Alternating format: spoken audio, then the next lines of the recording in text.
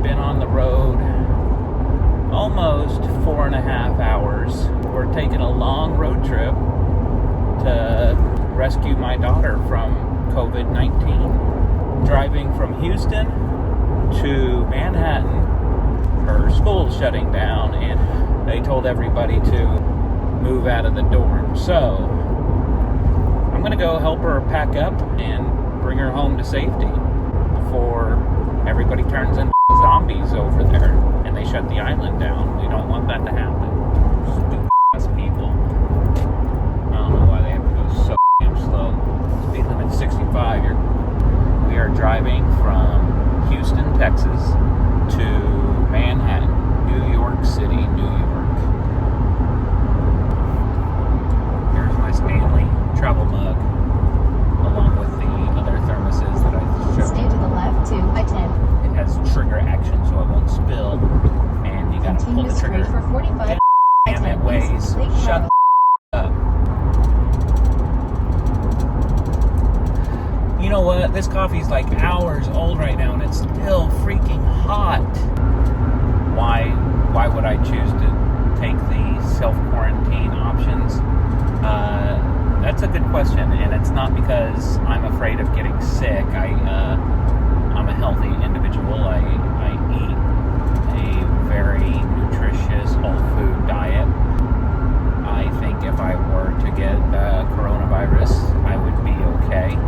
As I understand, and we're realizing this from other countries, if we don't take this very seriously and all precautions immediately and fully, then our hospitals get overwhelmed from the people that get infected and need medical intervention. So what's happening in other countries such as Italy is the hospitals are getting too busy. They're at capacity, they're beyond capacity, and the equipment they need to offer the medical intervention that a lot of patients need, they don't have enough of. Their doctors are also getting sick, and they really are having to choose, okay, somebody's going to get treatment and somebody's not. They're having to make those decisions, so it really sucks. So I feel like everybody should feel an obligation and duty to actually self-quarantine and stay away so we can nip this in the bud. Is it nip it in the bud? Butt? I always thought it was like nip it in the butt, like a dog nips your butt. And I've been bit before by a dog, like tooth and all. It sucks. So is it nip it in the butt? Or nip it in the bud, like you're cutting off the bud before it can bloom? Either works, right? I'm gonna say nip it in the butt, like because I got bit in the ass by a dog. Anyway, we need to nip this in the butt before our hospitals get overwhelmed. Or if we can't do that, because I honestly think, everybody's gonna get this at some point. There is no natural immunity to this because it's a novel virus. It's new. It hasn't existed. Nobody's immune, and we're all going to get this at some point. But I think the goal of what the self-quarantine is to flatten the line quickly of the infections going up and extend the timeline of everybody getting it so we don't overwhelm our hospitals too quickly. Just draw it out a little bit longer. So either way, I think everybody needs to have that sense of obligation. And what I'm seeing is a lot of people are just going to be like, if I get it, I ain't gonna be nothing. I'm not gonna get sick. It's just gonna be like a little cold for me, so I don't care. Well, that's really freaking selfish because, if you do get it, you won't know it for a week. Watch out, vehicle stopped on shoulder ahead. Ways. If you do get it, you don't know it for a week, so you're going to go around infecting everybody else for a week if you're not self-quarantining, and that's just how it is. So I mean, it's kind of becoming like, if you don't take all the precautionary measures that we need to take together, then you're kind of an asshole, right?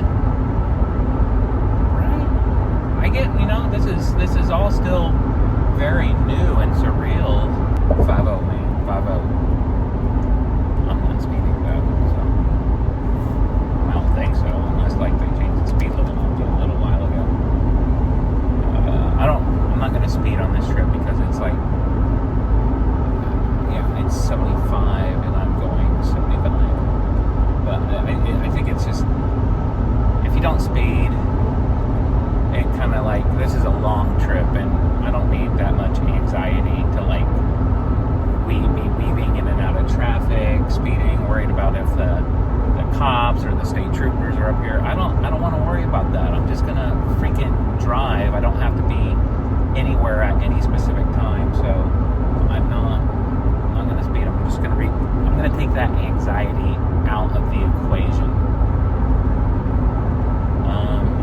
What was I getting at anyway? I was talking some. No, I'm a big sissy. It's still too hot. I even put creamer in this morning, and it's still burning my tongue a little bit. And like when it comes to like food temperature, I can eat hot, like pepper, habanero hot, but I can't have temperature hot. Sissy. Here we are, folks. Welcome to Louisiana. Another reason why I wanted to leave immediately and get Hannah is because we seem to be kind of following the steps of Italy and not really learning from them, but the next step will be to start quarantining off regions. And Texas and New York are far apart. There has to be like 3 regions in between there, so before they start really shutting things down, I better hurry up and get her home safely, because we don't know what's going on. This is new.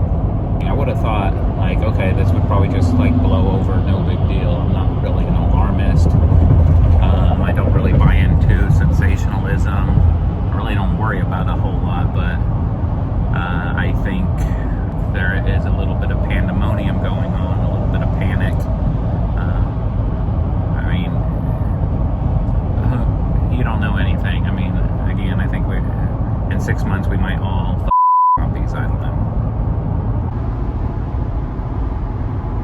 Crawdad farms, picking up all them crawdad farms. We are in the swamplands.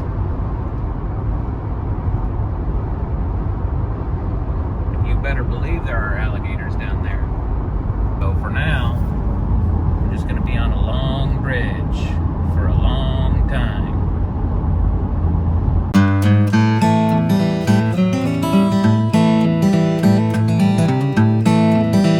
One eternity later.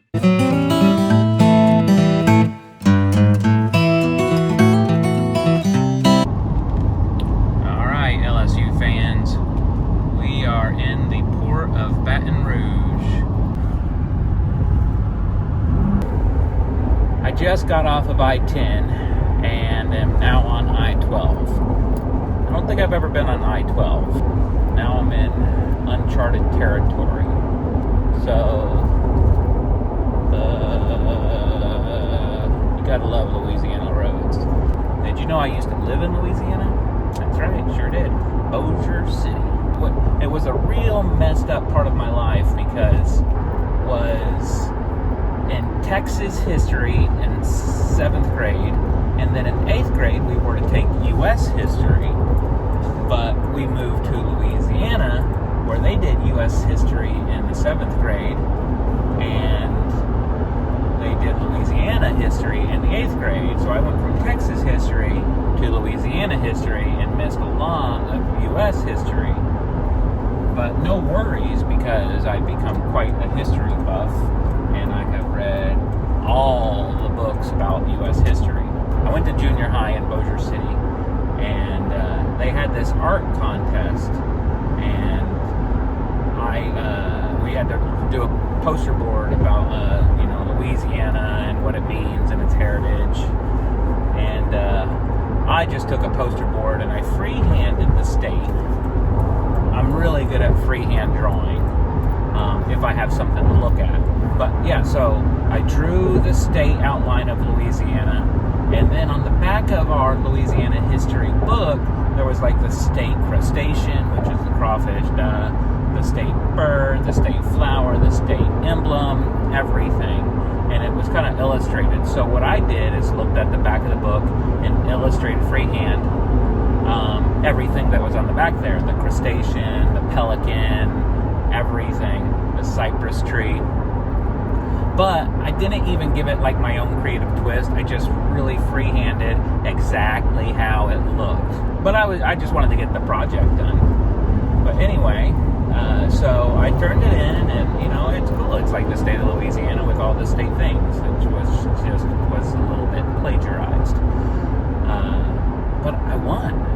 I won the contest, and they had the newspaper come out to the school to get pictures with me, and they had it framed and put on this women's group that had the contest that was running it. They framed it and hung it in their offices, and they gave me a framed version of it, and they gave my teacher a framed version of it to hang in class, and my plagiarism was immortalized in Bossier City.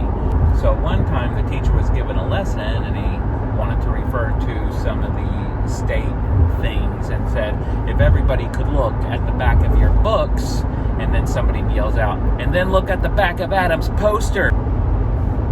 I got $50.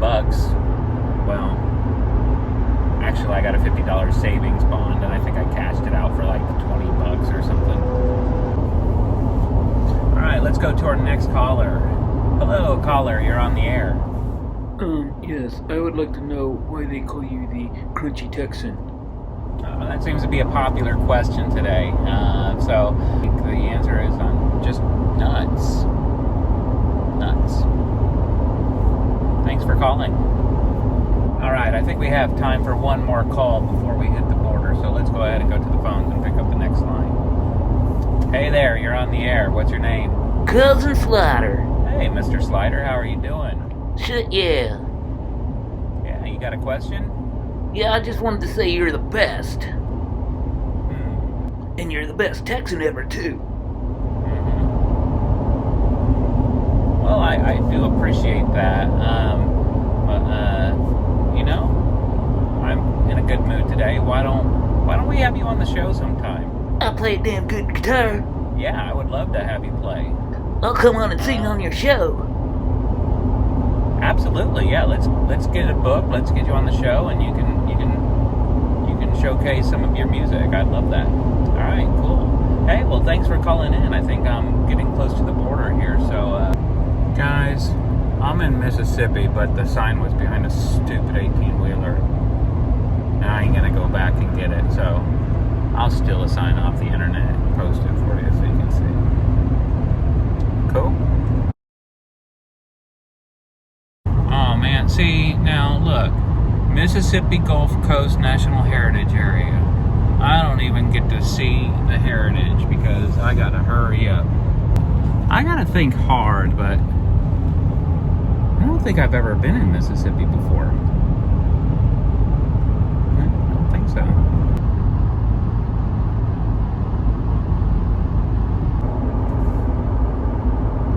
Alright guys, I've been on the road just a little over 6 hours, which seems pretty much all day long.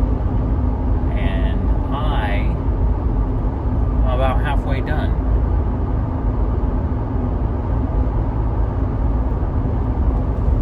Folks, here we are, state number 4 for the day. Welcome to sweet home Alabama. 10 and a half hours in. When I started doing this, I had so much energy. I was chipper. Now I'm 10 and a half hours in. I'm still on I-59. I've been on I-59, I think, since Louisiana, just north of New Orleans. Turned off I-12 to 59. Still on 59. Went through Birmingham and making my way to Tennessee right now.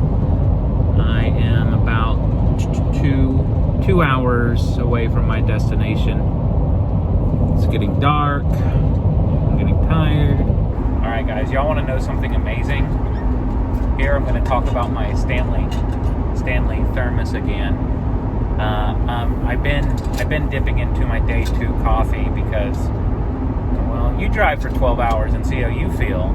Anyway, I'm taking a sip of my coffee that was supposed to be tomorrow, but I think I'll have enough. But it's still hot. It's not like just lukewarm. It's fogging up my glasses. Yeah, can you see that? I guess I shouldn't do that when I'm driving, huh? Ah! Don't worry, kids. There's nobody else on the road right now. I'm not even kidding. I haven't seen a car in 3 days on I-59. I feel like I'm stuck in some type of apocalyptic movie going to pick up my daughter from a spreading virus and nobody else is on the road. Oh, wait, that's actually happening. Yep, 11 hours. Yep. Yeah, I think I mentioned earlier that why I wanted to do this is because things change by the hour. And things are changing by the hour, and I wanted to get Hannah out of Manhattan before things go extra crazy. Obviously I'm not reading the news because I'm driving the whole time, but I was talking to a bud of mine on the phone earlier, and he said that New York and New Jersey are already implementing curfews, travel curfews, where you can't travel after certain times or before certain times. So that was really my main concern, is getting her out before things go really crazy, because I know in Italy they started regional quarantines, and last thing I want to happen is something, an executive decision or executive order by the governor come in and cut off access in or out of the city. That would just be a freaking nightmare if something like that happened. So I definitely just wanted to hurry up and get her out.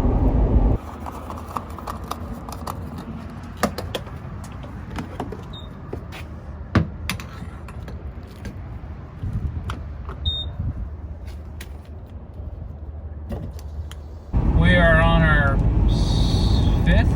fifth state. Welcome. Let's see if we can get that. Welcome to Georgia. I don't think the camera picked that up because it's rainy, it's dark, it's horrible. Anyway, we're in Georgia. I just saw a sign for the exit to visit the International Towing and Recovery Museum. The International Towing and Recovery Museum. I'm really upset I'm going to have to miss that one. I made it. Finally made it to the Waldorf in Chattanooga. And it's just past 9 Central. But now I'm in Eastern Time, so it's 10. Over 12 hours on the road. And I think that's enough for today. Next time on Rescuing Hannah.